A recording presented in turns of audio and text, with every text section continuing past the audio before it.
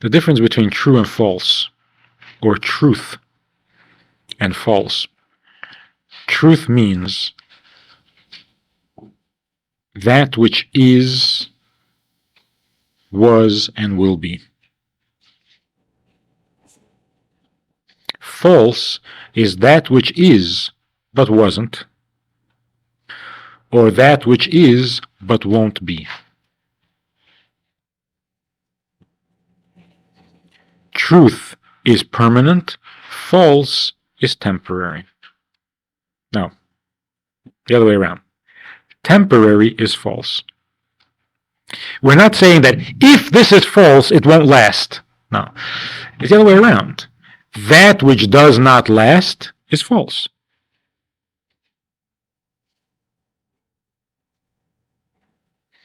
Therefore, all the things that we get excited about and we think are so important and so essential and so necessary and so crucial, by tomorrow they won't be necessary, essential, or crucial. It's a good question. But certainly, when a person is in a bad mood or in Timtum Halev, this is permanent. You're in a bad mood. Life itself isn't permanent. You were in a bad mood last week. You'll be in a bad mood again next year. I mean, these things come and go. They're not real. They're not true. They're real, but they're not true.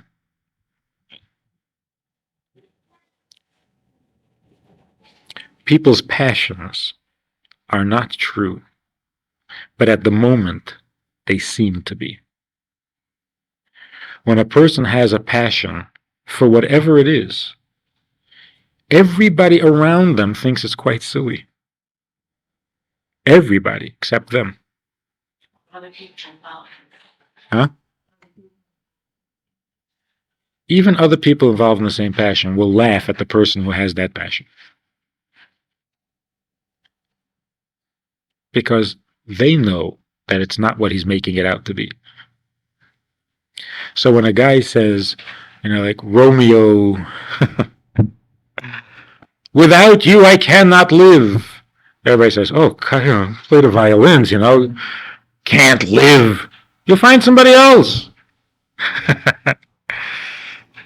We don't, even people who are also passionate, but this, come on, it's nice, it's passionate, it's good, but don't get melodramatic about it. But the person who is in the throes of passion, it's his whole life. Without this, he can't live. No, anything.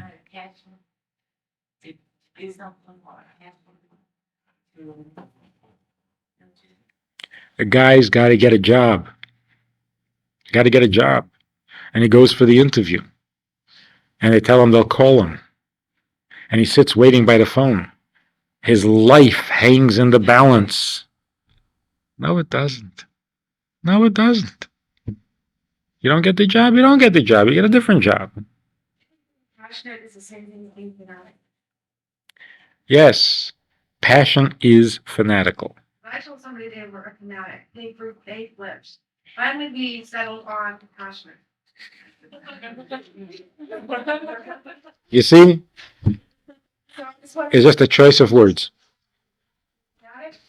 That's it. Yeah. Yeah. But passion by its very nature is fanatical.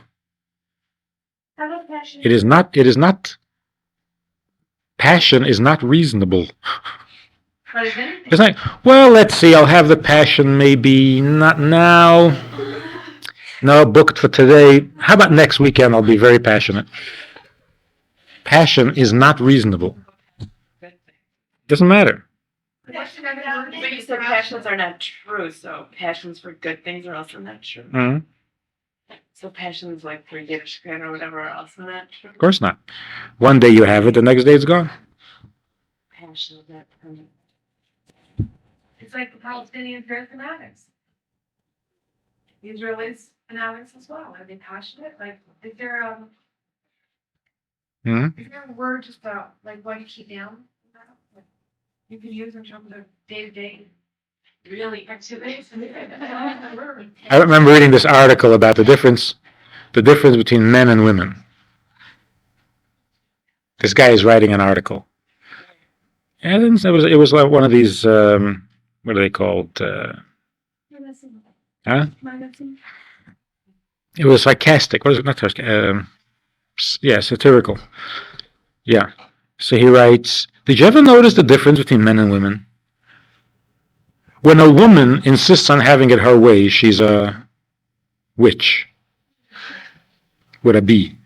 When a man is determined to have it his way, he's persistent. And so on and so on, down the whole list, you know. If you like the person you're talking about, you call them passionate. If you don't like them, call them fanatical. But it's the same thing. It just expresses what you think of the person by your choice of words. Right? Humble and modest. Is there anything wrong with being passionate? No. Passionate is not immodest or. Being passionate, you feel very strong. Or is that just confident? It's intense. It's not arrogant. The thing is not wrong because it is permanent. But that which comes and goes is false, not to be relied on. So, like in a marriage, there are going to be moments when you're passionate. There'll be years when you're passionate, and then there'll be years when you're not. Because passion, you can't rely on that. The heart is fickle. A person, yeah, but you're not meant to. You're not meant to live at that level of intensity. Well, but that's why people who want to live on that level of intensity have to use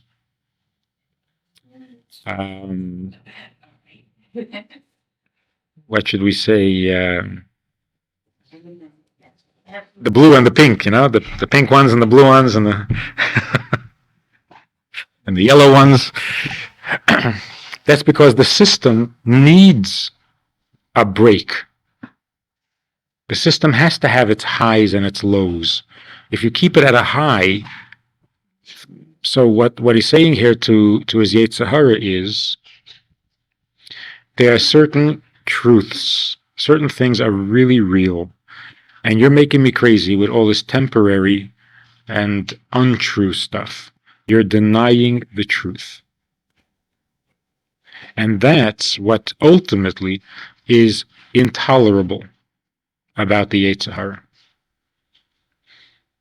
So when people say, oh, Yetzer Hara, ugh, that's Yetzer Hara is disgusting, perverted, sick, unnatural.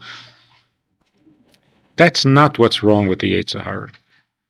A Yetzer Hara can be very nice. Sin can be very nice. Can be.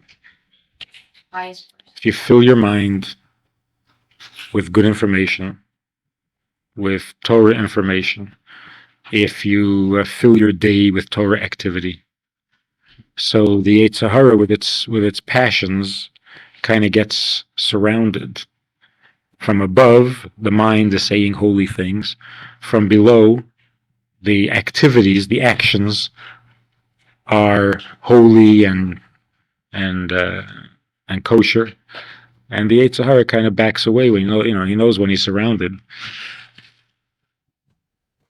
Well, that, you see, it's a strange thing that the essence of unholiness, or even evil, is very much the same as the essence of holiness.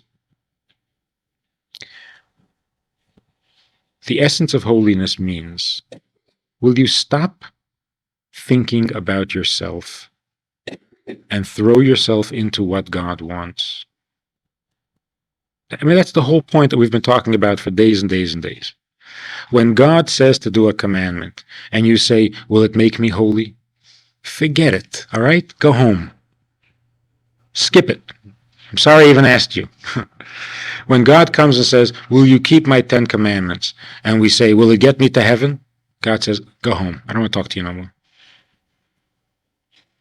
The whole point of the whole thing is, can you forget yourself for a moment and lose yourself in a higher project?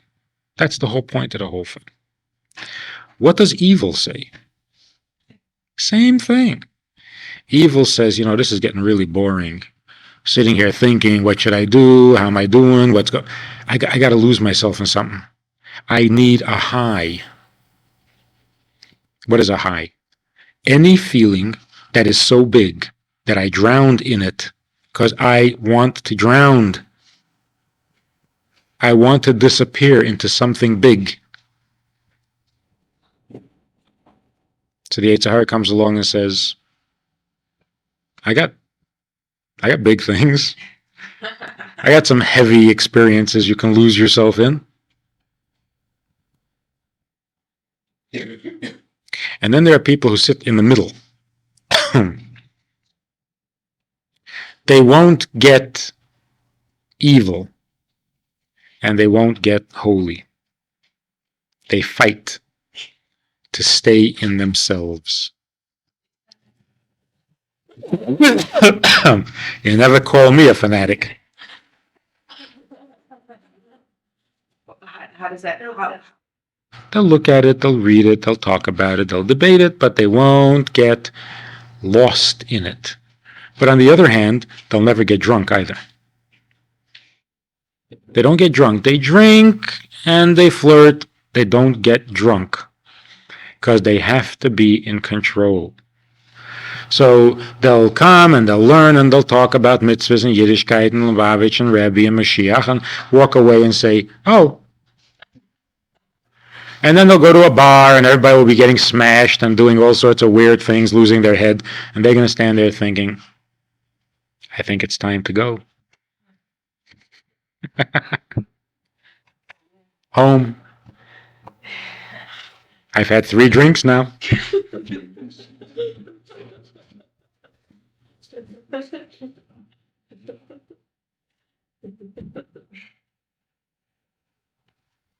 And somebody says, hey, we're having a party. You want to come?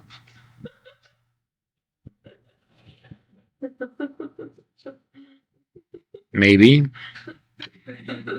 Be a lot of drugs.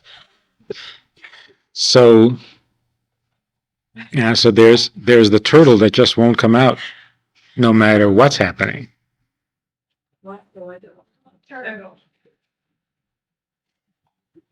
So what do you do? You want to choke him.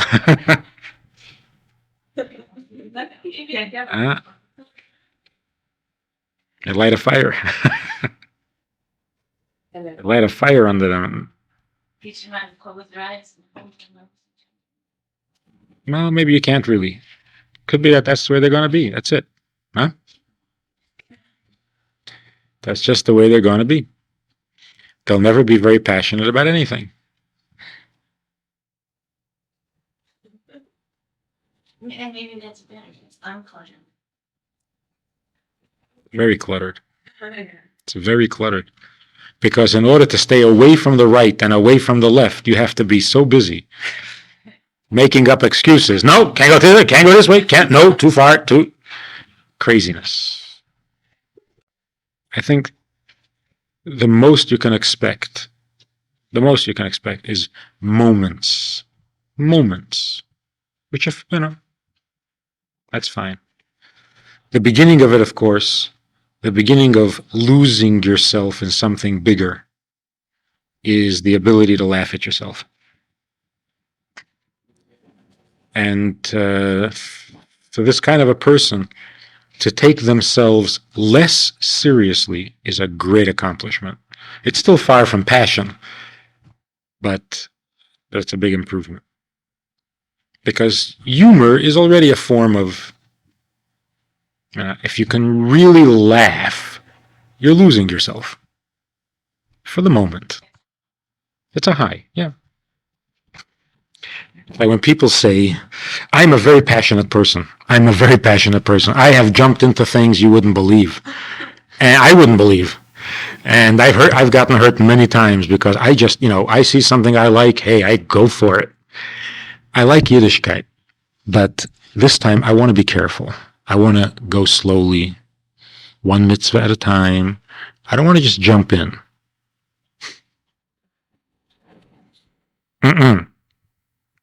Not fair. When it came to everything else, you gave it everything you had. When it comes to serving God, all of a sudden you're cautious.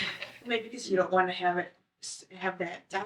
Well, tough. Like a rich. Well, tough. If this is how you do things, and this is your strength, and this is your style, doesn't God deserve as much as every silly? The what? I'm not saying you should be comfortable. I'm saying give it your best. And your best is your spontaneous, careless, reckless, passionate nature. That's your best. Give that to God. But you see that the result of that is ultimately the passion burns out, and this passion you think is more important than others. That's fine. But get into God the same way you got into everything else. Not with less enthusiasm, not with. On the other hand, there are people who have always been very cautious, very considerate, very thoughtful. They don't rush into things. They don't rush out of things. They consider, and when they finally make up their mind, they're really there. Then they come to Yiddishkeit, to a Chabad house, and it's Purim. They get drunk and get in there. Yeah, and everybody is drunk, and they're laughing, and they're dancing, and they're singing, and they're caring, and she says, "Oh, this is what I got to be. I can't be so cautious about God and about mitzvahs. You got to, Yiddishkeit is, so this I'm going to do recklessly. Give me all the mitzvahs. I'll do them all. No thanks. No thanks. Come to God as yourself, not as somebody else. The talents that God gave you that got you through life this far, those are the talents He wants you to serve Him with. Don't adopt an artificial personality when it comes to God. So that's when people say, but if I get into this, if I really become observant, what will that do to my personality? In most cases, unfortunately, not much. You're still going to be you. But instead of living for you, you'll be living for something greater or bigger. But you're still going to be you with the same shtick. Or when people say, what kind of people get into Yiddishkeit? What type of people come to Beis Chana? As if there's a certain type, that. There's some family. Jewish, But there's also female. a certain type, there's more of this ordinary. And here's another thing. What's going on in the world in any given year is what goes on at Beis Chana in that given year, which is kind of strange because there was one year, 70, I remember, 74 maybe. Everybody was suicidal. Everybody was suicidal. What year? It was in the early 70s. That's all I heard about a whole summer for 3 months. I thought about killing myself. I tried to kill myself. I'm going to kill myself. Why shouldn't I kill myself? Why don't you kill yourself? That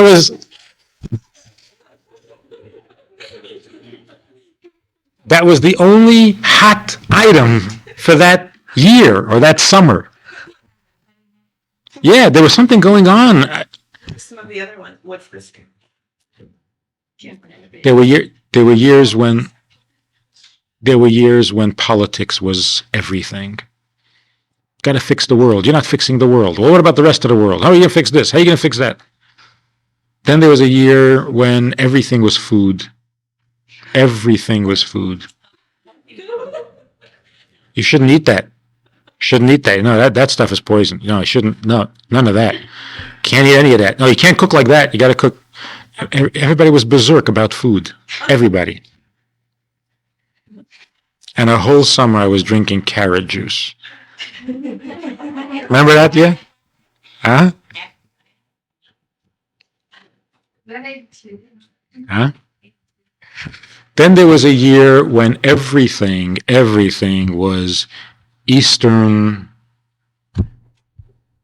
spiritual, meditative, otherworldly, out of sight kind of stuff. And that was the whole discussion. But what about Buddhism? What about Tibetan Buddhism? What about transcendental meditation? What about regular meditation? What about yoga? And what about... And everybody had their guru, and everybody had their sitting position and their breathing posture, and you can imagine what these chairs were doing to them. Nobody would sit on chairs. They were all on the floor against the wall because...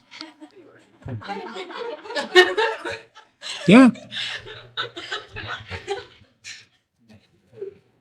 Because they had to sit a certain way. And here we're trying to learn Tanya, and they're busy breathing. For the last couple of years, it was relationships, men and women. That's it. Good marriages, bad marriages. Should I get married? Should I not get married? Why do we get married? Why don't we get married? What about living together? What about not living together? What about just not doing anything with anybody for a while? Everything had to do with interpersonal relationships. So what's this year? There's a certain indifference. This year, who cares? Yeah, okay, fine. Tanya, sure, why not? Cut all my hair off and cover it with okay. It's like all right. Okay, we'll do it. Get married? All right. Dozen children? That's what this year? That's For the last year, I think year and a half, there's been like a neutral, yeah. Like nothing in particular. I mean, they were even saying it in the fad magazines. They were saying that 1992 doesn't stand for anything. Then you can say, the 80s, the 70s. So far, the 90s, nothing. We're numb.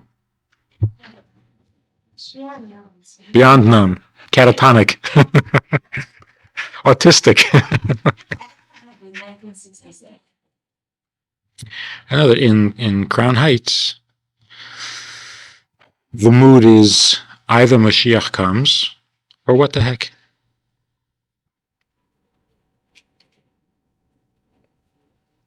So either give me the good news, the big news, or what's the difference? And that's kind of how the whole world is. Like, tell me something I haven't heard. All right? There's a war in Czechoslovakia. All right? Big deal. People are starving in Somalia. Go help them. Do something. Somebody give them.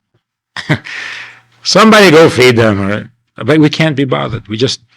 No news is big enough or significant enough to make any difference.